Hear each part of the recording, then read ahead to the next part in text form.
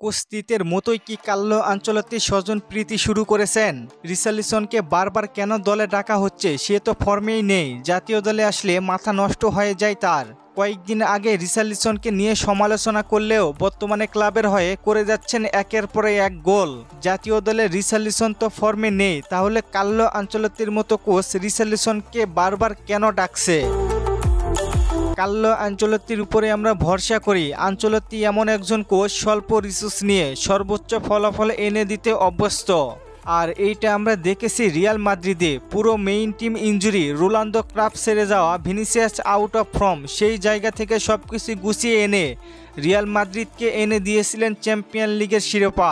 এক পজিশনে খেলোয়াড়কে খেলিয়েছে অন্য পজিশনে, কিন্তু যাকে যেখানে খেলিয়েছে সে সেখানে বেস্ট রেজাল্ট এনে দিয়েছে।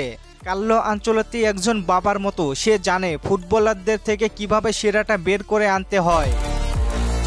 রিয়াল মাদ্রিদের ইতিহাসে সেরা কোচ কার্লো আনচেলত্তি। যতবারই দায়িত্ব নিয়েছেন ততবারই করেছেন বিশ্ব রেকর্ড। এই ব্রাজিলের কথাই আসি। কার্লো আনচেলত্তি দায়িত্ব নেওয়ার আগে ছন্ন ছাড়া ছিল 5 বারের বিশ্ব চ্যাম্পিয়ন ব্রাজিল দল। কিন্তু কার্লো দায়িত্ব নিয়ে আগের চেয়ে অনেকটাই গুছিয়ে এসেছে সেলেসাওরা। দলের আক্রমণ ভাগ, গতি, মাঝমাঠ কন্ট্রোল আগের চেয়ে অনেক উন্নতি করেছে। এখন আসি রিচার্লিসনের কথা। রিচার্লিসন কি কাতার বিশ্বকাপে খারাপ খেলেছে? তার গোলেই কিন্তু ম্যাচ জিতেছে ব্রাজিল।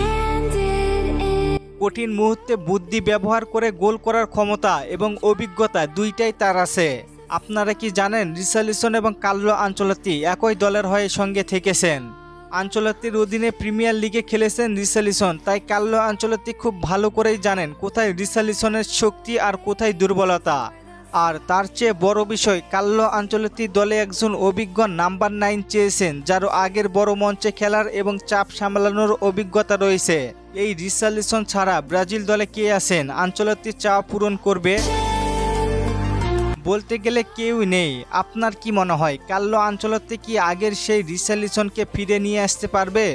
জানিয়ে দিন কমেন্ট করে। আর ফুটবলকে নিয়ে নতুন কোনো প্রশ্ন থাকলে করতে পারেন, পরবর্তী ভিডিওতে রিপ্লাই করব। ধন্যবাদ।